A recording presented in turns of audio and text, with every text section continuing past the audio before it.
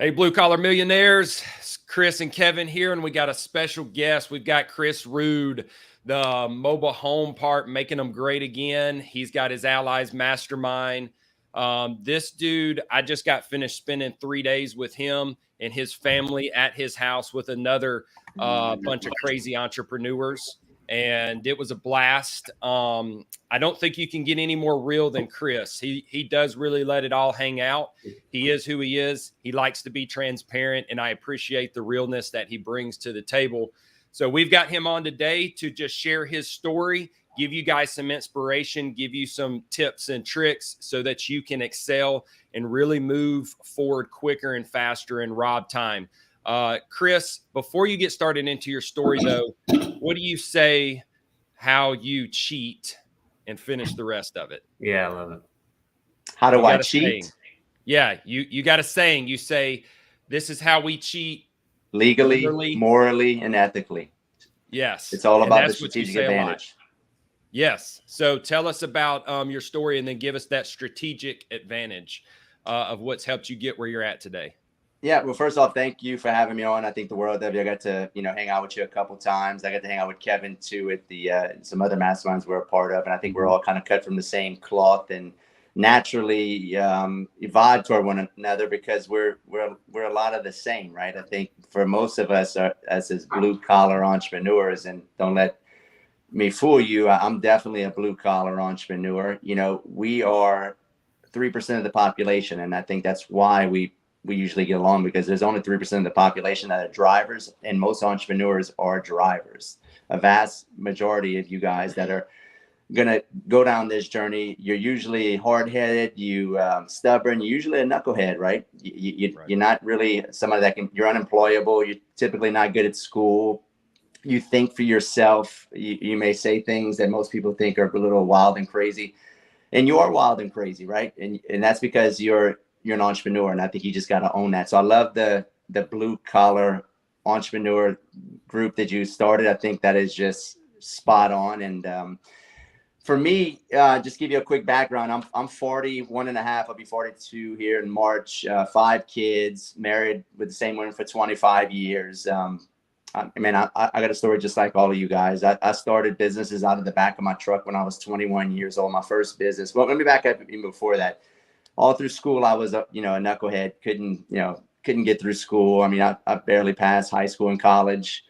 Very hyperactive, labeled ADD, ADHD, dyslexic, half slow and retarded. All those things they tell you that you are, and you kind of roll with it. But even in 4th, 5th grade, I was selling basketball and baseball cards out of the back of my book sack. Like, didn't even know what I was doing. Just had a natural tendency to want to sell and make money. And that kind of gravitated toward, by the time I graduated high school, I'm like, I'm going to start a business.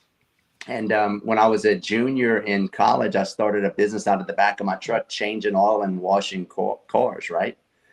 And just wanted to start something. Had no idea what I was doing. I just knew that I didn't even know how to change oil. I asked my dad to show me how to change oil on a vehicle. He showed me on his vehicle, and I borrowed $100 for him to buy a set of tools. And then I went out and I printed some cards. My first business was called Rood, right? And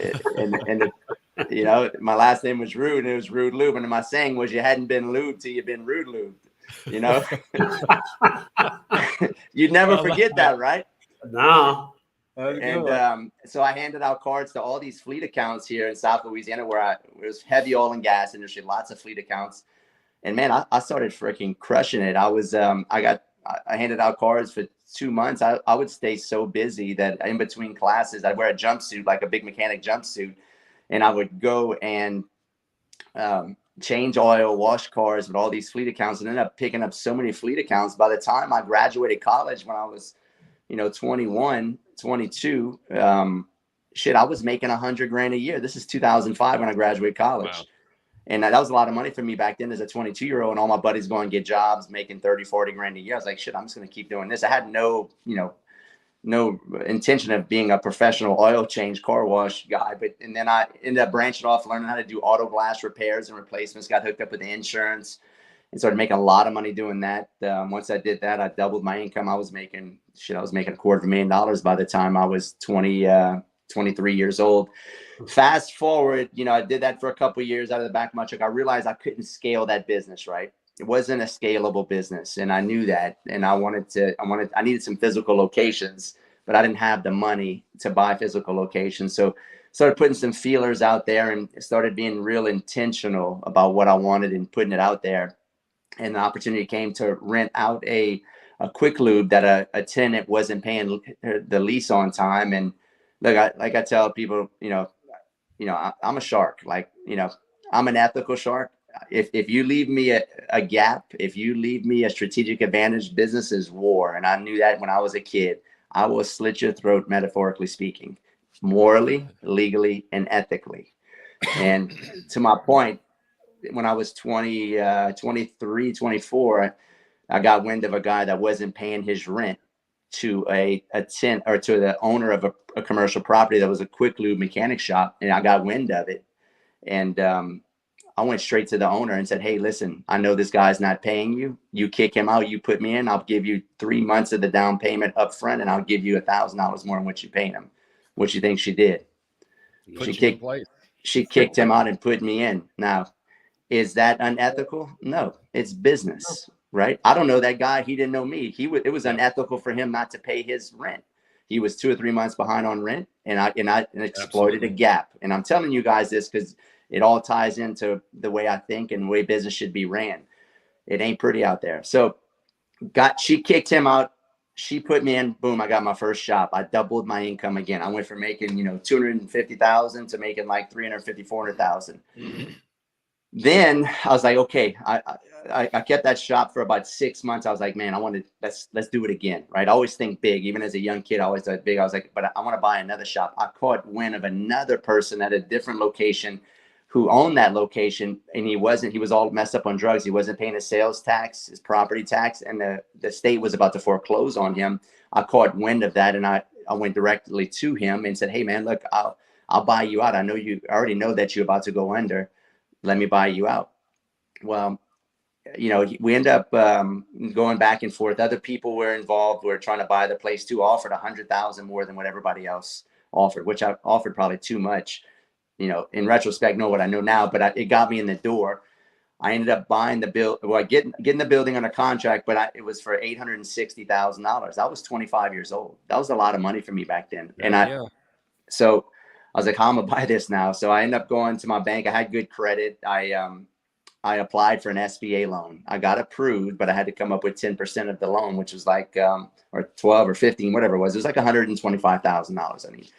So right around the same time, this is 2005, 2006-ish came along. The real estate market's booming. If you guys are old enough, some of you guys following me may not be old enough to remember that, but real estate was booming. And who remembers Hurricane Katrina? This is 2000, I believe, 5 and 6.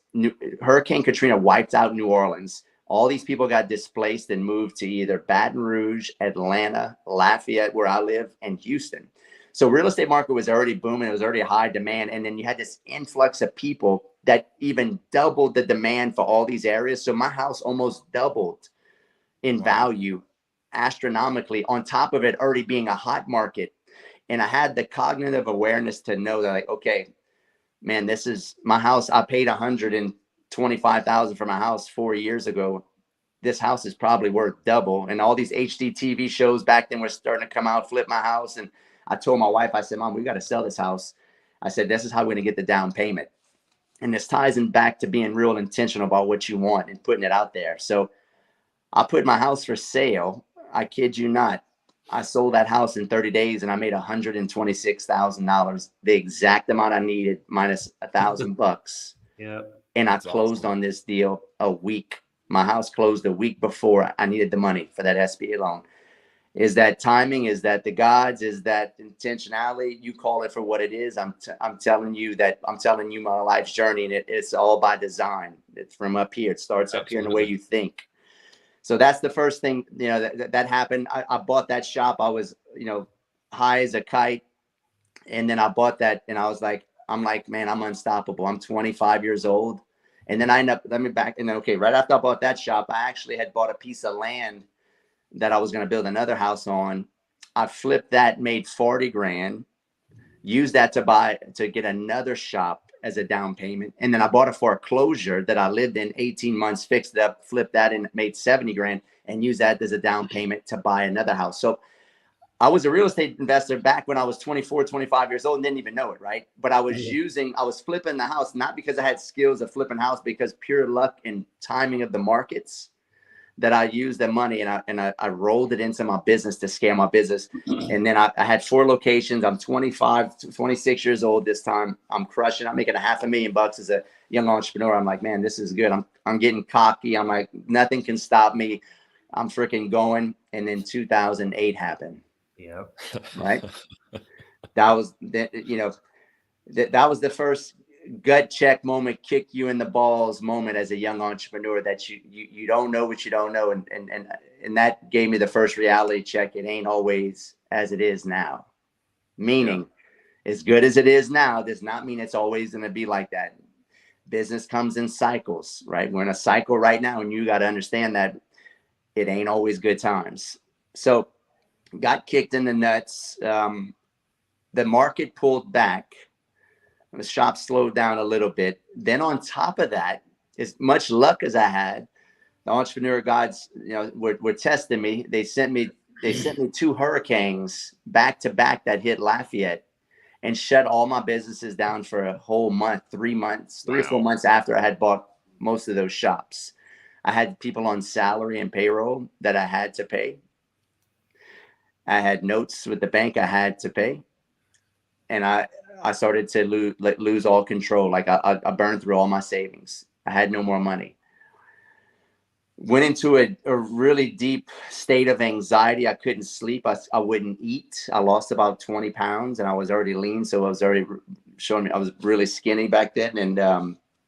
And I was having a nervous breakdown, right? Couldn't talk to my wife. Couldn't tell her what was going on. Didn't have the courage. And I felt like my world was falling apart. So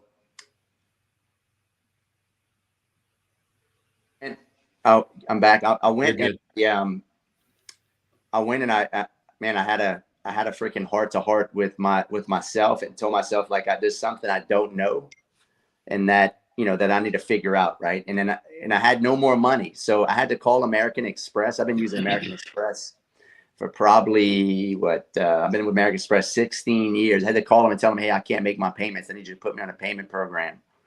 So they cut all my credit cards off, so I didn't have any access to credit. They broke it up to a 6-month period for me. Then I called my mom and begged my mom to ask me if I can borrow $30,000 to make payroll and to get me going and keep the wheels turning, so I don't have to file bankruptcy. My mom had let me use a line of credit of hers that was tied to a CD that she had.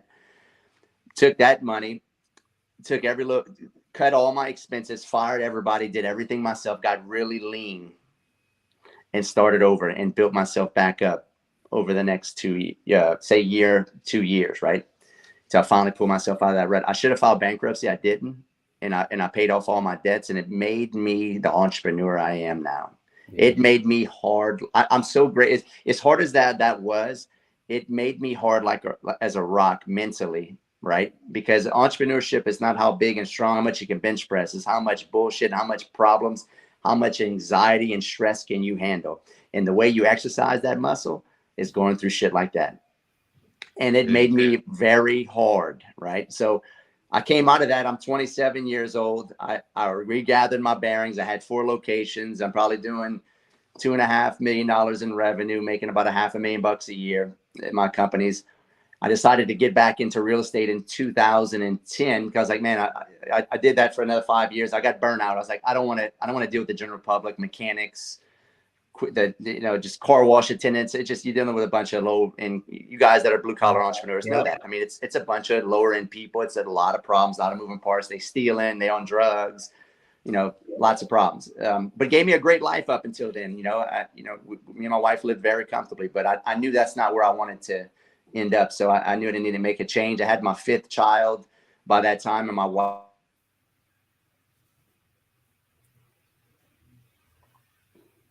Chris is on his phone.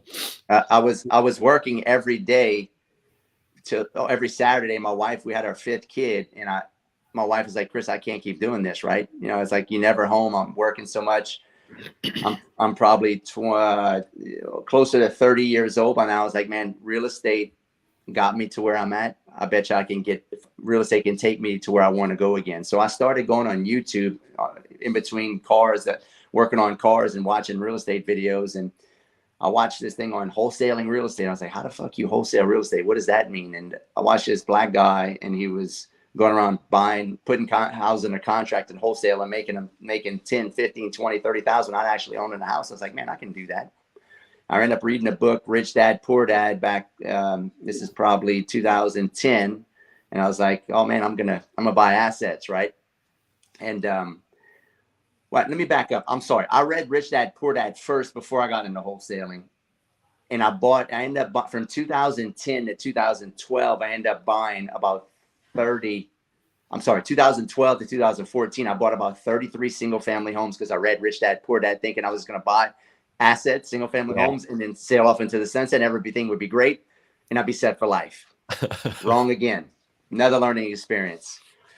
And bought 33 houses. Didn't know how to really buy right. I mean, I was buying somewhat right. You know, I was buying probably 80, 85 cents on the dollar, nicer single family homes that I can get $1,500 to $2,000 a month and renting them out to people that are working in the oil field here in South Louisiana that were going offshore. And 2014 came, and this is the next big kick in the nuts I had, which for you guys are like, what's 2014 mean? Well, 2014 was actually worse for me than 2008. 2014 oil went from $110 a barrel to $28 a barrel.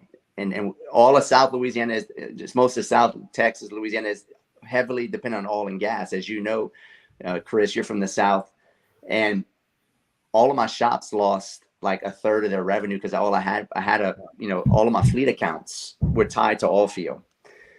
Then on top of that, the 33 houses that I bought were all rented out by oil field workers. Uh-huh. So I lost about a third of my revenue after about the first or second quarter after the oil field dropped. Then half of my houses went vacant because they couldn't pay rent. Had to evict a bunch of people. Then I started losing massive amounts of revenue again. I started losing $20,000 a month again, back to where I was doing in 2008 after I just bought the shops. Another big panic attack kicked in, but the funny part is it didn't hurt as bad this time. It was actually worse, but it didn't hurt as bad. Why do you think it didn't hurt as bad? Because my mind had been there. I had done this. I know this song. I know this dance. I know what to do. If I made it the last time, I'll make it again. So what I did was I started researching again real estate investing because I was like, man, shit, I did something wrong. Buying single family. Robert Kiyosaki lied to me. If I just buy assets, I'll be set. Well, it's not that simple, folks, right? And we'll get into why it's not that simple and what you can learn from that. But I came across, this is when I came across the YouTube videos of wholesaling. And I was like, fuck, that seems like, man, I can put a house in a contract and then flip it and make 10, 15, 20 grand without actually having to fix it up and flip it. I said, this sounds pretty cool. So I hired 3 mentors back to back to back. First mentor, Fabian Calvo, that son of a bitch. He stole $50,000 from me on my American Express. I had him put in jail. You can look it up. I put him in jail. It's in California. He got on drugs right around the same time I hired him. But my second 2 mentors were great mentors. I learned a lot. 37 days after my second mentor, I made $47,000 wholesaling. Wow. While I was still running the shops in between like breaks, and I'd go put out like 300 bandit signs a month. You know, started just fill up the back of my truck full of bandit signs, back to square one, back to being a blue collar entrepreneur, just fucking grassroots, putting signs out all in people's yards and corners. And I started getting calls. And the beautiful thing, the cool thing about it was when you have a pullback in the economy, wholesaling is inducive to doing really good in a down economy. Why? Because there's a bunch of motivated sellers. So I had tons of people calling me that wanted to sell their property that I would put in a contract. And I started wholesaling these houses to investors, and I made $47,000 my first month. And I was like, shit, $47,000 just me by myself. You know how many oil changes, brake jobs, tune-ups, tire rotations, and car washes I got to make to make $47,000 net? with all the bullshit, breaking stuff, customer problems, employees doing shit. I was like, man, I'm in the wrong business. So I had a team meeting with all my managers, and I said, hey, listen, I'm not doing this no more. I'm going to do real estate full time. I gave them the keys. Y'all don't call me unless somebody dies. I went all in with real estate, with wholesaling. I started sending out direct mail, running Facebook ads, putting out 500 bandit signs. I started crushing it. I started making 60, 70, 80. I even had 6-figure months. And as much money as I was making, Chris and Kevin, I really wasn't making a lot of money because I was covering my losses with all my shops and all the houses that I had that were going upside down. I started losing 20. I got to where I was losing $30,000 a month, and my wholesaling business covered all my losses. So that was another, big kick in the nuts, big defining moment as an entrepreneur of the entrepreneur God's testing me, right? Sure enough, I finally got to the point where I was, this doesn't make any sense anymore. I put all my shops for sale. I sold off 3 out of the 4 ones. I still own one to this day that I couldn't sell. I'm $1.3 million liquid cash in the hole to it. So I'm telling you all this because I don't want to tell you all the good stuff about me, because the good stuff is a precursor to what all the bad stuff happened to me and built the entrepreneur, this blue collar entrepreneur you're looking at to this day.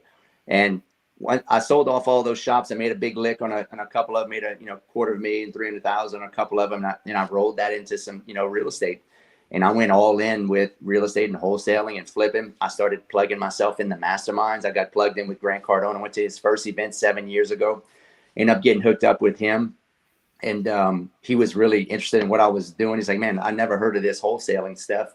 I'd love you to tell my audience about that. So I ended up doing a deal with him where, I got on his network and started putting out content on wholesaling and flipping, and did that for, 4 or 5 years. And I started building up some cash, started making good money again. And then I was like, man, I want to get back in the buying hole, but single family homes is, I got burned, right? Let me back up. I ended up selling off all those single family homes that I bought. Most of them at break even or a loss. I even lost $45,000 on one of them. I had to write a check just to get out of it. Got rid of all that stuff and started over from square one again. And then I started stacking the cash again. I was like, man, I want to get back in the buy and hold. I don't know. It's not going to be single family homes. I don't really like apartments. There's not a whole lot of apartments where I live. And it just didn't, listening to Grant and all these big players, like, man, I don't, apartments just ain't my thing. But so I end up thinking about something else I want to invest in because I had a pretty big stack of cash. So I'm gonna get my haircut one day, and I'm looking, and there's a Fortune 500 magazine that's got a picture of Warren Buffett, and he says, affordable housing is the wave of the future. I say, affordable housing, what does affordable housing mean? I picked it up. He starts talking about what? Mobile home park investing.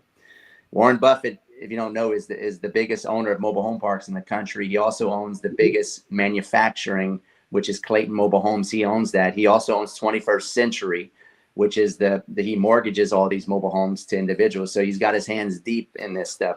I read the article. He started saying all these, he listed about 10 different reasons why affordable housing. This is 5.5 years ago.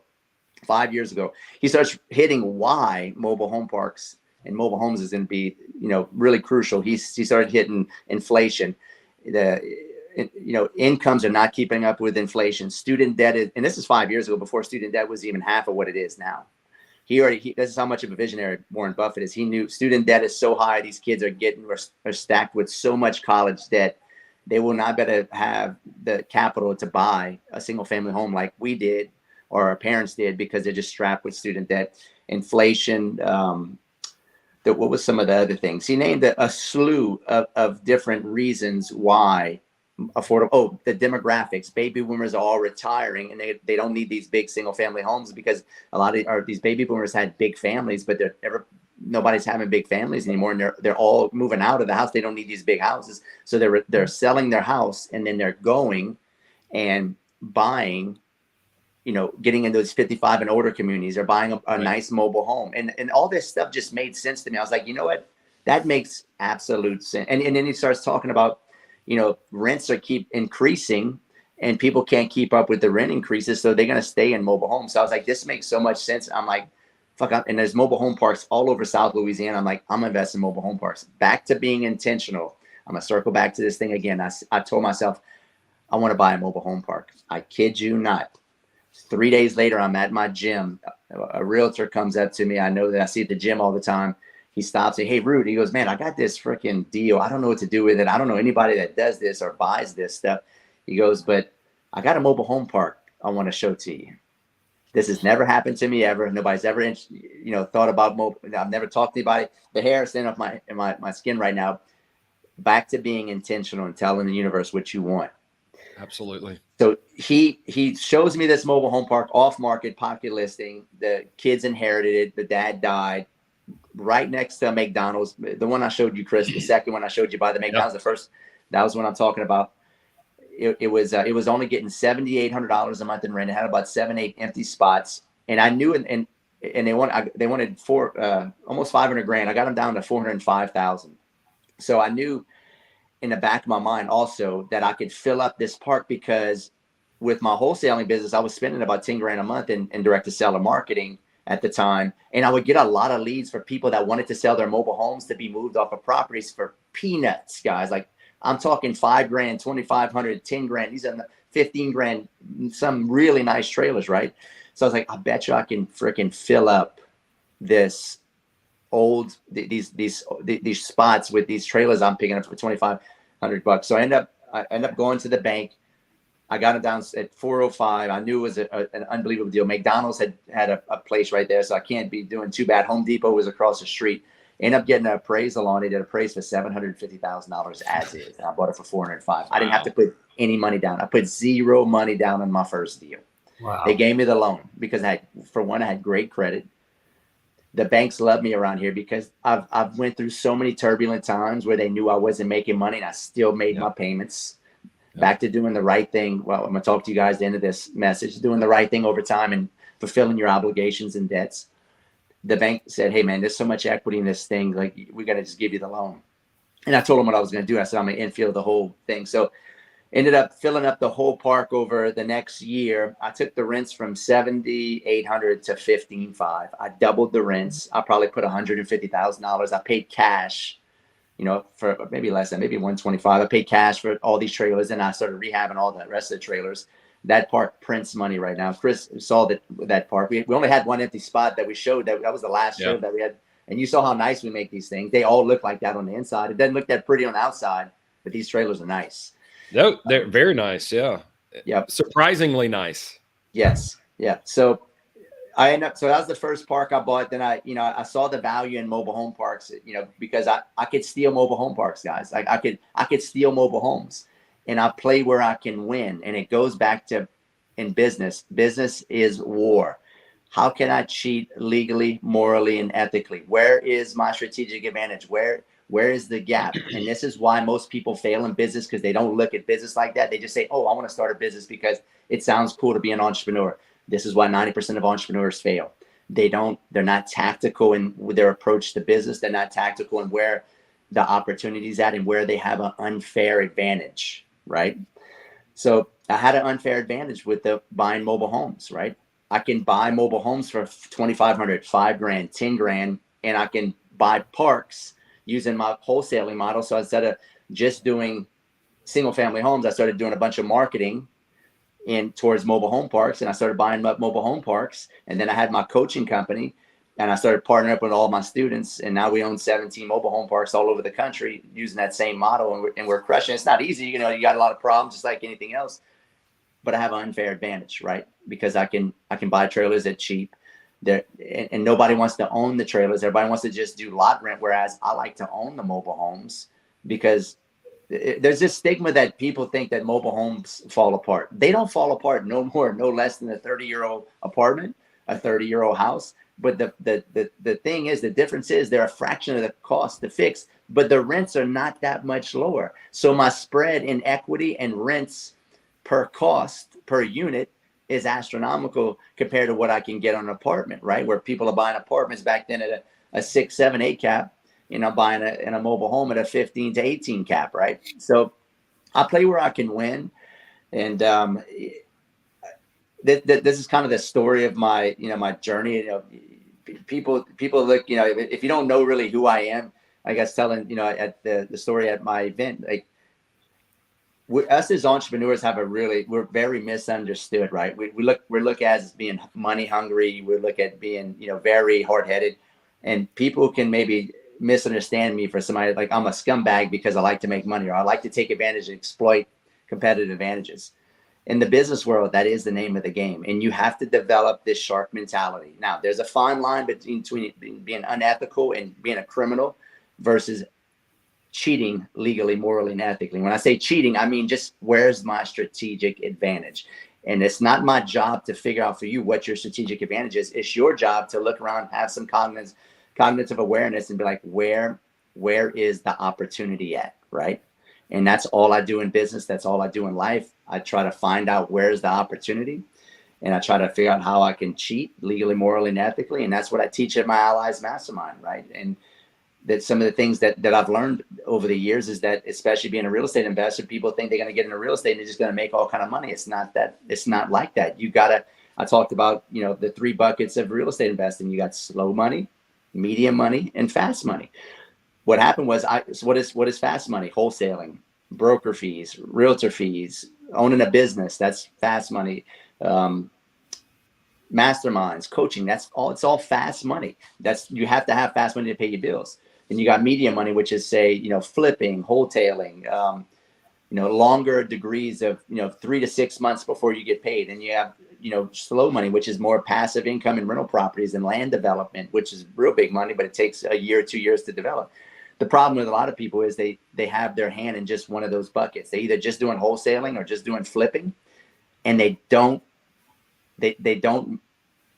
just build up capital, but they don't build wealth. Or they go all into the slow bucket and they just buy a bunch of rental properties and they get cash flow problems because they think, like I did back in 2011, they're going to buy a bunch of single family homes and they're going to sail off into the sunset and just live off of their passive income. I can't stand when people say passive income. It ain't passive. Ain't nothing passive about passive income. The only thing I have that's passive is probably my life insurance, whole life policies that pay a small dividend. But my point is, you got to be in every bucket: fast, medium, and slow. If you're going to scale and be a professional real estate investor, and I do it all, guys, right? And another key thing you need to realize is, if you're going to be a professional real estate investor, there's 3 things you need to focus on: direct to seller marketing, which is, going off market, direct to seller, finding motivated sellers that have problems that you can get for a discounted price. Raising private money. This is where I messed up too. I built my whole portfolio, just me putting down all my own money. I messed up, and I should be at $200 or $300 million portfolio by now. But I was a knucklehead and a hard headed. I wanted to own 100% of everything that I did. That was another mistake I made. And 3, not building a brand sooner. I started building a brand back when I was 35 years old. I'm 41 and a half now, right? 6.5 years ago. Building those 3 things. If you focus on building a brand, direct to seller market, and raising private money, it will take you to the moon, especially building a brand. Building a brand is the most fundamentally important thing for you as an entrepreneur. So people know who you are, what you're about, and how you can get known, right? And what branding will help you get more organic off-market deals, more opportunities, more access to private money. It's all encompassing, right? So where's your strategic advantage in direct to seller market? Building a brand and raising private money. That's how you should be thinking. And where is the opportunity now in relation to market cycles? Knowing what I know now, I went through 3 crashes. I had, that the 3rd crash was the COVID crash. I lost $250,000 on a business, a solar panel business. I opened up a solar panel business in February of 2020. I launched a solar panel business with a Canadian partner of mine that had a $10 million company in Canada. Thought we were going to go to Florida and do the same thing, and COVID happened and kicked us in the balls. It could have been way worse. We all lost each about $250,000. But I was diversified by then. I had my real estate portfolio, my mobile home parks, my wholesaling and flipping. But things that saved me from not going bankrupt is being super diversified and not quitting, right? You ain't got to be that smart in this business, guys. Most of you guys are not that bright. Let's be real. We're not that bright. I got a funny accent. I can barely read and write, even though I got a college degree. But what I can do, and what I know I can do, is I've got massive courage and I got massive resilience. I got big old balls, right? And that's what you need as a blue collar entrepreneur. An entrepreneur, you just need to be very tactical and have balls of steel. And you develop those balls by getting your balls smashed, getting them hung up in the door every now and then. And that's going to happen every 8 to 10 years.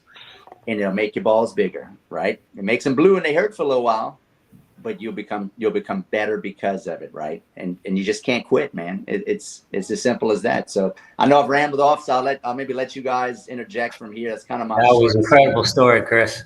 That was awesome. Chris, that was an incredible story. And I didn't know your story, especially about 2014 with the oil, but I have a really similar thing that when you were talking about 2005, 6, 7, 8, because I had the same thing where I was an entrepreneur and I was making money and then I started flipping homes. And I wasn't going around acting cocky, but in my mind, I was like, I'm so smart. Look at me. I'm killing it. That's what I was thinking. Sure. But when I look back, and I did this when I was on my brother's couch rebuilding, I'm like, you're not that smart. You got lucky. You timed the market and now you got your ass kicked. And when I rebuilt my business and everything, I feel so, it was the best thing that happened to me because I had to do the same thing, restructure debts. And when you start making money, it doesn't go away because you have to pay back all the other stuff. I was doing that all the time. For years, I was making a lot of money just to fix all the shit that happened 5 years before. So when I see these young guys and they have a couple big years, 400, 500 grand or whatever they do wholesaling, it's because of the market. Like, are you that smart? Let me see. If they're 32 years old, you don't know what happened in 2008. You haven't faced it yet. I want to see. So here's something that I've noticed out of any entrepreneur that's been in the entrepreneurial world. If they've been in there for a decade, they've got a story like yours, Chris. They got a story like yours, Kevin. They got a story like mine because it's not all unicorns and rainbows constantly. And I agree 100%. The market makes us look like champs, but the real entrepreneurs are the ones that can weather the storm through a bad market. I heard Grant Cardone say one time, he said, the market is going to spank your ass if you're not ready. And it's there to keep the market healthy.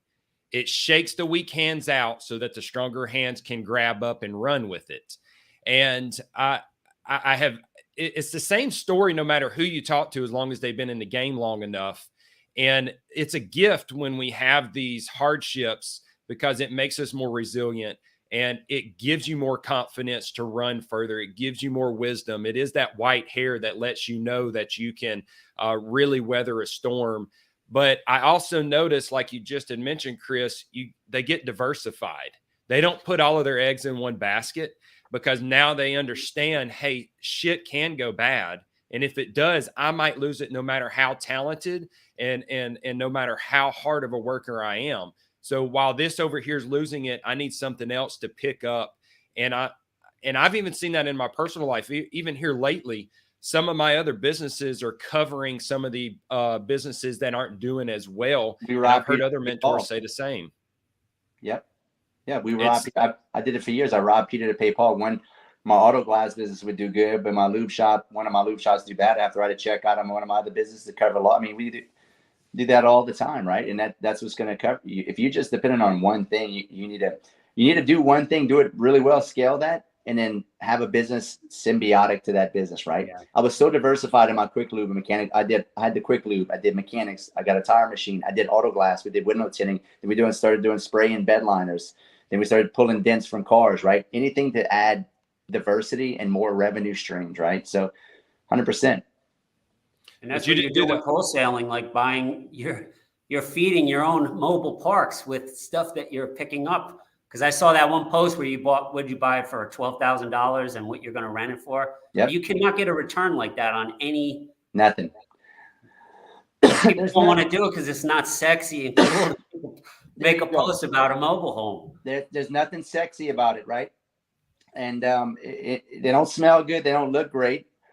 But some of them actually look pretty good. I mean, I showed them a really nice park and I showed them a shittier park. But I mean, some of these trailers are not bad on the inside. I got brand new trailers that I'd live in, right? But it's one of those things that you got to get out of your own way. And apartments look better. I get it. You got people taking pictures in front of apartments, but man, let's be real. There's no strategic advantage in apartments right now. I'd rather invest in single family homes than apartments right now. I would too. Yeah. I mean, we're at the top of the market cycle, and that's what Chris said earlier. I know you said that, Kevin. You know, listen, I could have sold snowballs, popcorn, and cotton candy the past 10 years and made a bunch of money because the market was crazy. They printed trillions of dollars. It wasn't that hard to make money, especially the past 6 years, right? 5, 6 years. These younger entrepreneurs, and if you're a young entrepreneur right now and you listen to this, it ain't always going to be like this. You want to diversify you want to be in a business that also does well in a down economy, right? Absolutely. And this is why we're diversifying even more. We're buying out a septic tank company in Panama City. I'm buying an HVAC company here in Lafayette because why? It's symbiotic to what I'm already doing. It's already those businesses are real estate service businesses, right? And I'm partnering up with people, and I'm getting good operators, and part of Kyle and Michael's program, and it's all about diversification. It's all about relationship capital, being smart and strategic about what you're doing. If you're selling four-wheelers, boats, and Sea-Doos right now, you probably need to get out of that industry and know that things that are needed versus things that are wanted things that are wanted do really, really well in a booming economy. And not so much needed in a booming economy, but it reverses, and when it pulls back, things that are needed ain't going nowhere, right?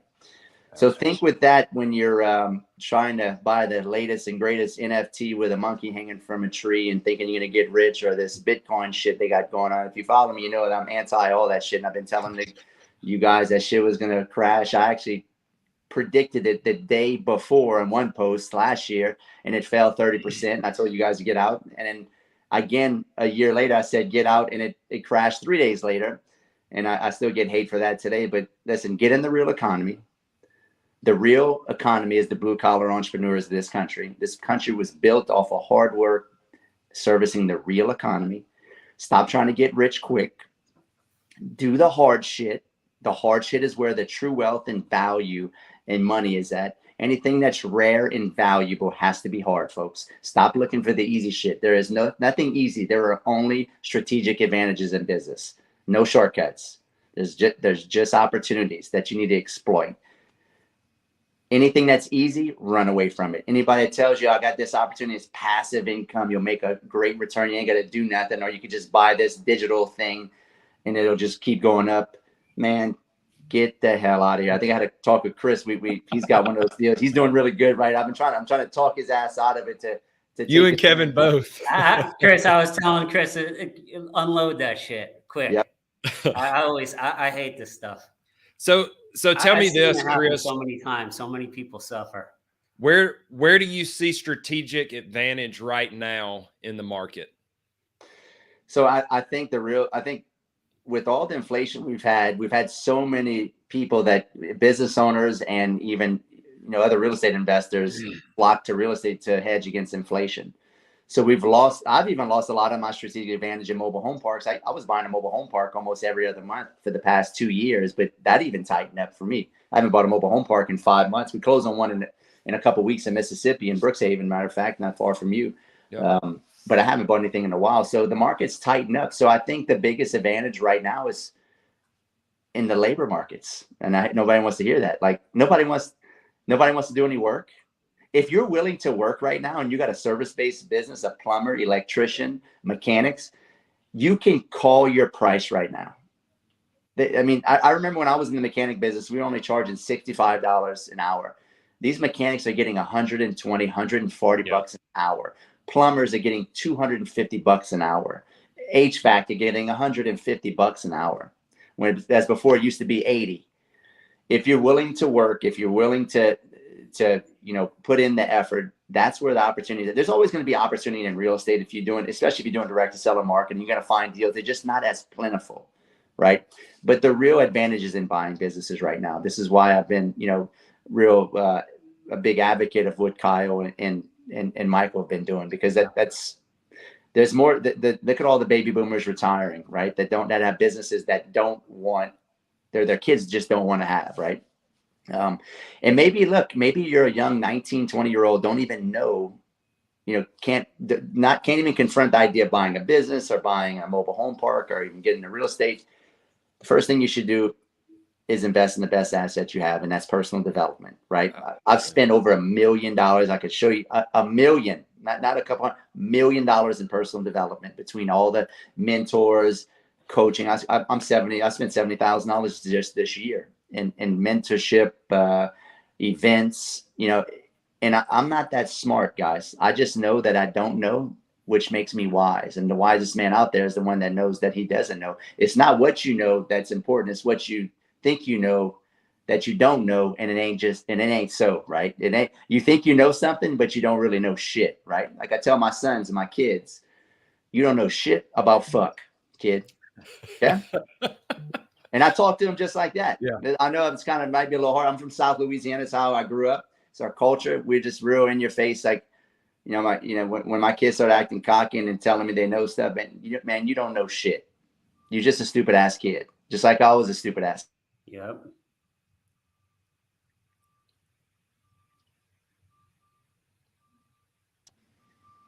For you guys, you just got to humble yourself. You got to get around the right people.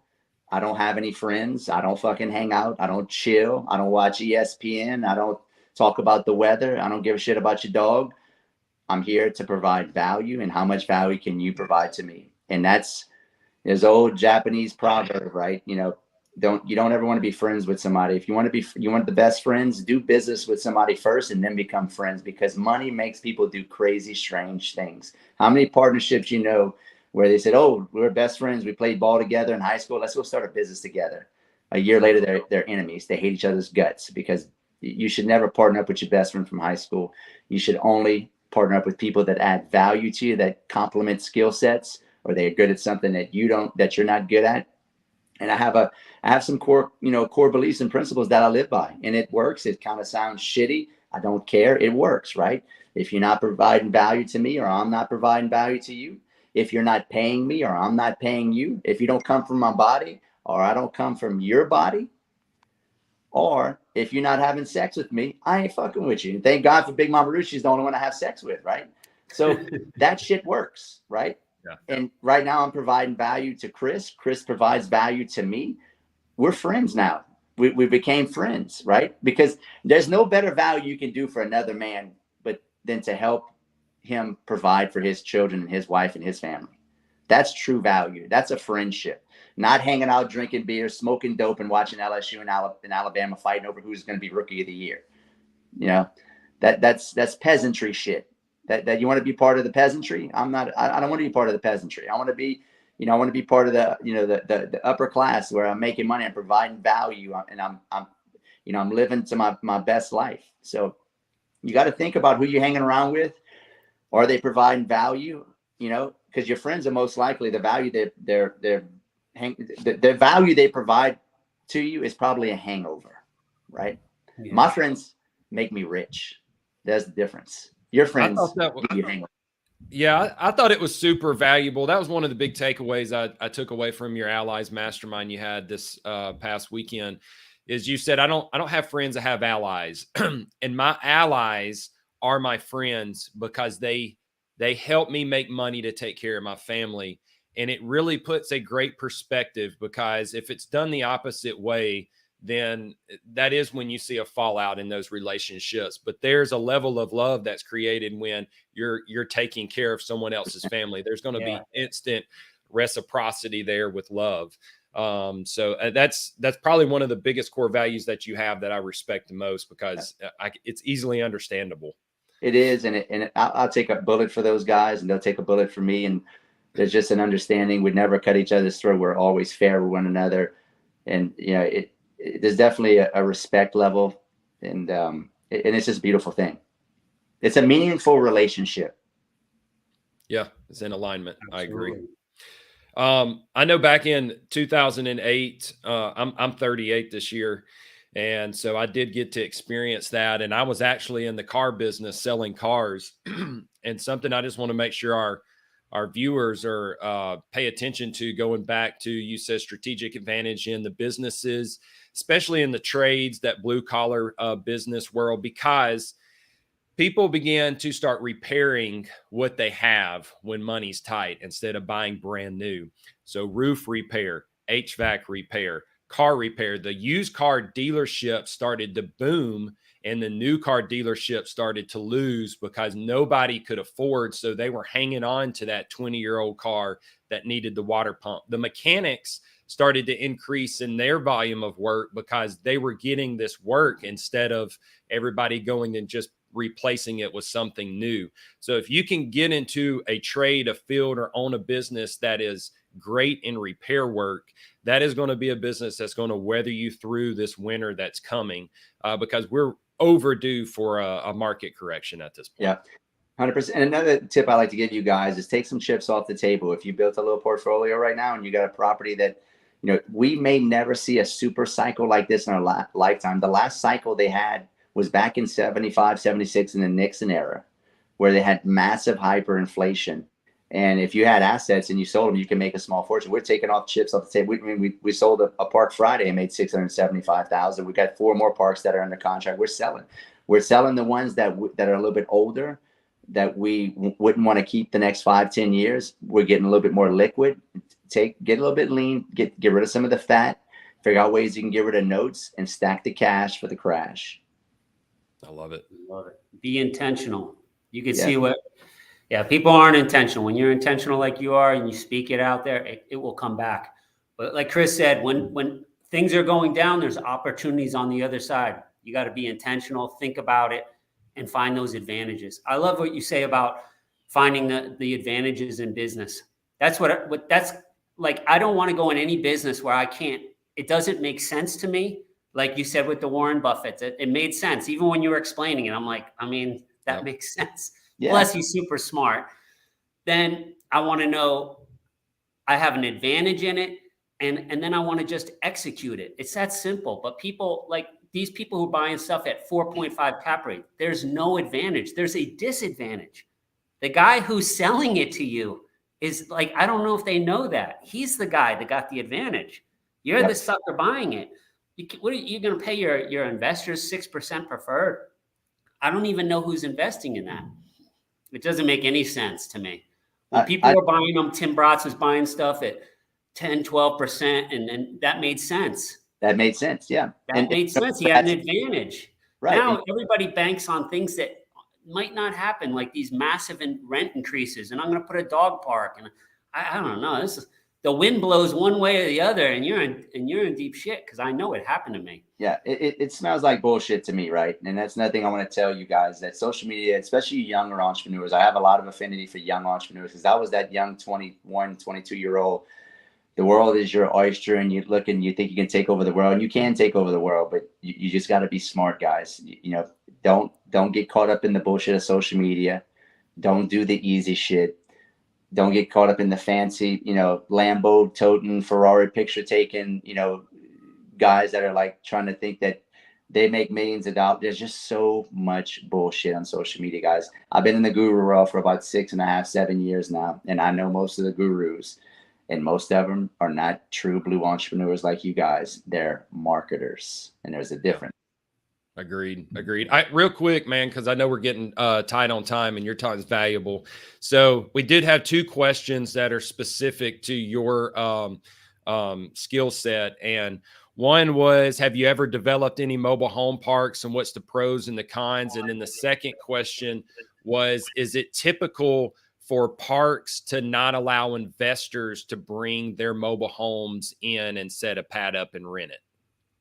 So I'm gonna answer the second question first. This is a quick answer. So I would never do that. Let me tell you why. Because you have no advantage, and you're at the mercy of the park owner.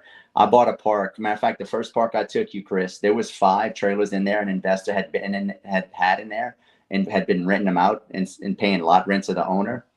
I like to own all the trailers. When I got in there, guess what happened? I kicked him out. Yeah. Guess what he had to do? Sell you. He sold me all those trailers for $10,000 a piece, and it was getting like almost $3,800 a month in rent. So it cost me $50,000 to get $3,800 a month in rent. And why did he have to sell them? Because of it being so expensive to move. Being so expensive to move and nowhere to go. So why would you? He put himself in a disadvantage, and he probably knew that going into that. He took that risk, and sure enough, I bought it out and said, "Hey, I want to own the trailers. You can either move them out, or, you know, you could sell them to me. And sure enough, he had to sell them to me. So I would never do that. Don't ever do that. So, and then to answer your first question, I think did I answer the second question? Yeah, you did. The first question, what was the first question again? Have you ever developed a mobile home park? Okay. So no, I've never developed a mobile home park. I'm not against it. I have looked at it a couple times. You can't develop these parks in the inner city. For one, they say it's a stigma in the community. It's all bullshit. They don't want a mobile home park in the city because there's no property taxes. I mean, I don't pay any property taxes hardly for these things. That's why these things cash flow and print money, because it's just man. I mean, so they don't want they want neighborhoods, they want apartments because that's big property tax money for this local municipality. Two, we looked into developing it, and there is a nationwide moratorium to do that in the city, but you can do them in the outskirts of the city. But you got to have at least in the areas I've looked at, you got to have 10 acres or more. And then they want so much greenage, they want so much this, they want so much that. It's much, much easier to buy a heavily distressed mobile home park in a great area and to just change out the trailers than it is to try to start from scratch and deal with the local municipality and all the bullshit with the politicians and, you know, having to bring that to committee board, and then, you know, local neighborhoods bitching, complaining that you're doing devaluing the area. Now, if you're out in the country and there's nobody there, that's a good idea to do. We're actually looking into that because the inventory is tightened up. A lot of people are buying mobile home parks now. But for me and for you guys, I would not do that. I would try to find a little distressed mobile home park in a good area. Don't buy a great looking trailer park with nice trailers in a shit area. Buy a shit park in a great area. You can always replace the trailers. You can't replace the real estate it sits under, right? So that would be my advice to you. But no, we've never developed one from scratch. We've always bought value add parks and just rehab them from scratch. And that's created a lot. I mean, I've got millions upon millions of dollars in equity from doing that. I paid the price of dealing with the contractors and my team with the headache of, you know, dealing with these guys stealing from us, not finishing stuff. I mean, there's a lot of bullshit. So nothing I'm telling you that I've done as a real estate investor is easy. It's all hard. It's got to be hard. That's how the game's rigged. The harder it is, the more money you make. That's right. I love that. Chris, thanks so much for coming on. This was great. Tell us about your mastermind before we let you go. When's your next event? Yeah, the next event is going to be December 2nd and 3rd in Destin, Florida. I usually do it at my house in Destin across the street from the beach, but we've been busted out of the seams at the house. So I rented the house on the beach. It's a 3-story, 10,000 square foot house. Jesus. In Destin. Beautiful. We could fit probably max 70 people. But we usually have about 50 people, and it busts out of the seams at the last one. So we rented that house. So if you want to come to that, you can always inbox me, or, you know, if you need coaching on mobile home park investment, just, you know, general entrepreneurship. I'm well seasoned. You know, I have a huge portfolio. I wholesale and flip nationwide, locally, regionally, and nationwide. I have a couple offices here in Louisiana.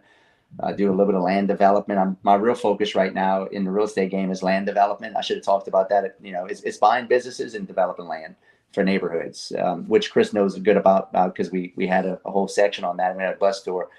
Because there's not a whole lot of people doing it. Go where there's no competition, guys. Don't compete. Find the gaps. Find where there's opportunities, and go play in that realm.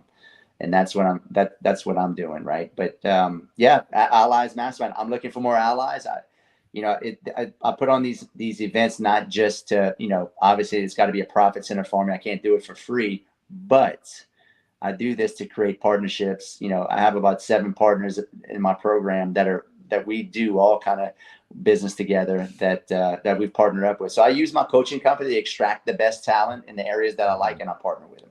That's my motto. I love it, man. So, Appreciate it, brother. Thank you so much. Blue Collar Millionaires. We'll see you next Tuesday.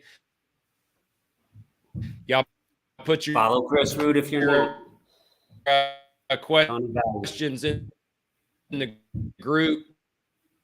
Let's well, Chris, I wanted to tell them too, they can follow me at Real Estate Rood on Instagram and Chris Rood Entrepreneur on Facebook.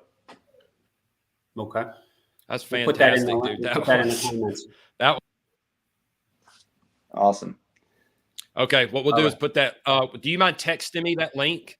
Yeah, Yep. if you'll text me the link, I'll throw it into the comments. Are we still live? Great. Haven't Well, I tried hope it. I gave you guys value, man. So I appreciate Ton. That was ton. That was